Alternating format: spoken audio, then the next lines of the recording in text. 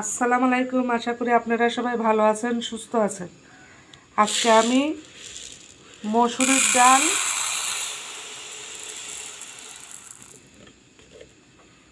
মসুরের ডাল কলমির শাক দিয়ে কীভাবে ঝোল রান্না করা হয় এটারই রেসিপি নিয়ে আসছি। ডালগুলো ভালো করে ধুয়ে সিদ্ধ করে নিব। শাকগুলো কুচি করে কেটে নেব।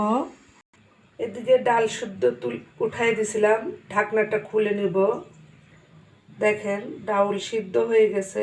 এর মধ্যে কেটে রাখা কাঁচামরিচ দিয়ে দিব। কাঁচামরিচগুলো দিয়ে দিছি। দিয়ে দেব স্বাদ মতো লবণ।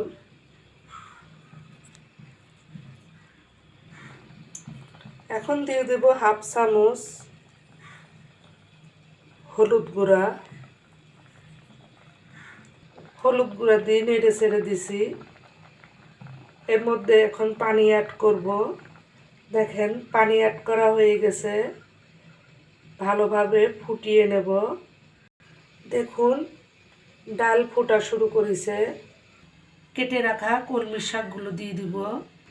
দেখুন কলমির শাকগুলো দিয়ে দিছি। ভালো করে নেড়ে ছেড়ে দিব। ভালোভাবে ফুটাই নেব।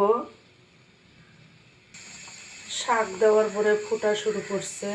এখন কয়টা চিংড়ি মাছ দিয়ে দিব। চিংড়ি মাছগুলো আগের থেকে লবণ হলুদ লবণ দিয়ে ভেজে রাখেছিলাম ফ্রিজে। ভালোভাবে ফোটানো হয়ে গেছে। এবারে নামাই নেব। চুলার উপর একটা প্যান বসিয়ে দিছি। পরিমাণ মতো সরিষার তেল দিয়ে দিব। তেল দেওয়া হয়ে গেছে। প্রথমে 4টা শুকনা মরিচ দিয়ে দিব তেলের মধ্যে। শুকনা মরিচ ভালোভাবে লাল করে ভেজে নিব।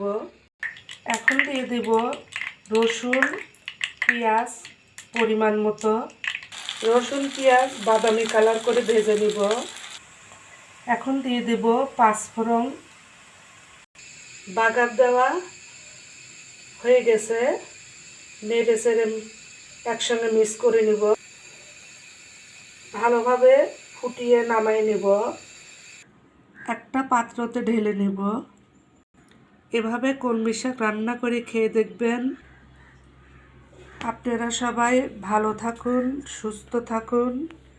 এরপরে দেখা হবে নতুন কোনো রেসিপি নিয়ে। আজকে এখানে শেষ করলাম। আল্লাহ হাফেজ।